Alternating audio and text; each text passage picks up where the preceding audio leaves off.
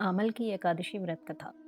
88,000 ऋषियों को संबोधित करते हुए सूत जी ने कहा, हे विप्रो, प्राचीन काल की बात है। महान राजा मानधाता ने वशिष्ठ जी से पूछा, हे वशिष्ठ जी, यदि आप मुझ पर प्रसन्न हैं तो ऐसे व्रत का विधान बताने की कृपया करें जिससे मेरा कल्याण हो। महर्षि वशिष्ठ जी ने कहा, हे राजन, सब व्रतों से उत्तम और अंत में मोक्ष देने वाला आमल की एकादशी का व्रत है। राजा मानधाता ने कहा, हे ऋषि श्रेष्ठ, इस आमल की एकादशी के व्रत की उत्पत्ति कैसे हुई? इस व्रत के करने का क्या विधान है? हे वेदों के ज्ञाता, कृपया कर यह सब वृतांत मुझे विस्तार पूर्वक बताएं। महर्षि वशिष्ठ जी ने कहा, हे राजन, मैं तुम्हारे समक्ष विस्तार से इस व्रत का वृतांत कहता हूँ। यह व्रत फाल्गुन मास के शुक्ल पक्ष में आता है। इस व्रत के फल से सभी पाप समूल नष्ट हो जाते हैं। इस व्रत का पुण्य 1000 गोदान के फल के बराबर है। आमल की महत्ता उसके गुणों के अतिरिक्त इस बात में भी है कि इसकी उत्पत्ति भगवान विष्णु के श्रीमुख से हुई है। अब मैं आपको एक पौराणिक कथा सुनाता हूँ, ध्यान पूर्वक श्रवण करो। प्राचीन समय में वैदिक नाम का एक नगर था। उस नगर में ब्राह्मण, वैश्य, क्षत्रिय, शूद्र चारों वर्ण के लोग प्रसन्नता पूर्वक रहते थे। नगर में सदैव वेद ध्वनि गूंजा करती थी। उस नगरी में कोई भी पापी, दुराचारी, नास्तिक आदि न था। उस नगर में चैत्र रथ नामक चंद्रवंशी राजा राज्य करता था। वह उच्च कोटि का विद्वान तथा धार्मिक प्रवृत्ति का व्यक्ति था। उसके राज्य में कोई भी गरीब नहीं था और न ही कंजूस। उस राज्य के सभी लोग विष्णु भक्त थे। वहाँ के छोटे बड़े सभी निवासी प्रत्येक एकादशी का उपवास करते थे। एक बार फाल्गुन माह के शुक्ल पक्ष की एक आमल की एकादशी आई। उस दिन राजा और प्रत्येक प्रजाजन, वृद्ध से बालक तक ने आनंद पूर्वक उस एकादशी का उपवास किया। राजा अपनी प्रजा के साथ मंदिर में आकर कलश स्थापित करके तथा धूप, दीप, नैवेद्य, पंचरत्न, छत्र आदि से धात्री का पूजन करने लगा। वे सब धात्री की इस प्रकार स्तुति करने लगे, हे धात्री, आप ब्रह्म स्वरूपा हैं। आप ब्रह्मा जी द्वारा उत्पन्न हो और सभी पापों को नष्ट करने वाले हैं। आपको नमस्कार है। आप मेरा अर्घ्य स्वीकार करो। आप श्री रामचंद्र जी के द्वारा सम्मानित हैं। मैं आपसे प्रार्थना करता हूँ, मेरे सभी पापों का हरण करो। उस मंदिर में रात को सभी ने जागरण किया। रात के समय उस जगह एक बहिल्य आया। वह महापापी तथा दुराचारी था। अपने कुटुंब का पालन वह जीव हिंसा करके करता था। वह भूख प्यास से अत्यंत व्याकुल था। कुछ भोजन पाने की इच्छा से वह मंदिर के एक कोने में बैठ गया।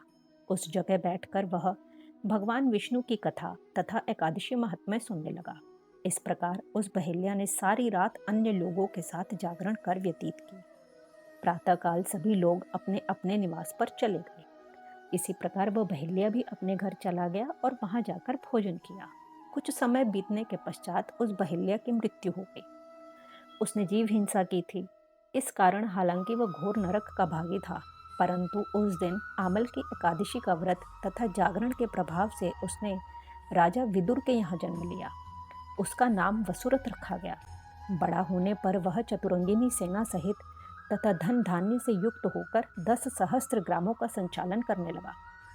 वह तेज में सूर्य के समान, कांति में चंद्रमा के समान, वीरता में भगवान विष्णु के समान तथा क्षमा में पृथ्वी के समान था। वह अत्यंत धार्मिक, सत्यवादी, कर्मवीर और विष्णु भक्त था।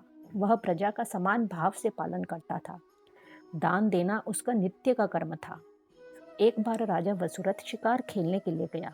दैव योग से वन में वह रास्ता भटक गया और दिशा का ज्ञान न होने के कारण उसी वन में एक वृक्ष के नीचे सो गया। कुछ समय पश्चात पहाड़ी डाकू वहां आए और राजा को अकेला देखकर मारो मारो चिल्लाते हुए राजा वसुरथ की ओर दौड़े।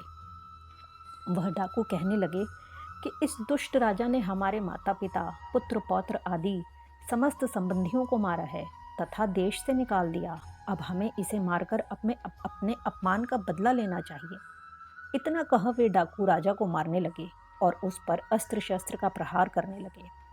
उन डाकुओं के अस्त्र शस्त्र राजा के शरीर पर लगते ही नष्ट हो जाते और राजा को पुष्पों के समान प्रतीत होते। कुछ देर बाद प्रभु इच्छा से उन डाकुओं के अस्त्र शस्त्र उन्हीं पर प्रहार करने लगे, जिससे वे सभी मूर्छित हो गए।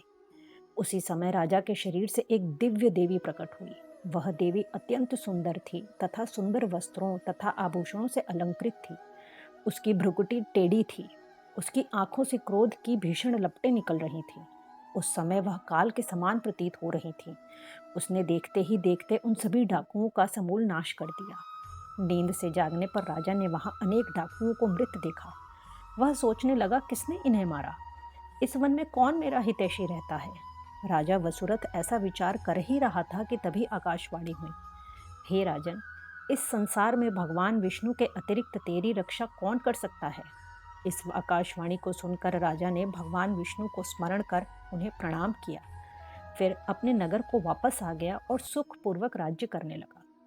महर्षि वशिष्ठ ने कहा, हे राजन, यह सब आमल की एकादशी के व्रत का प्रभाव था।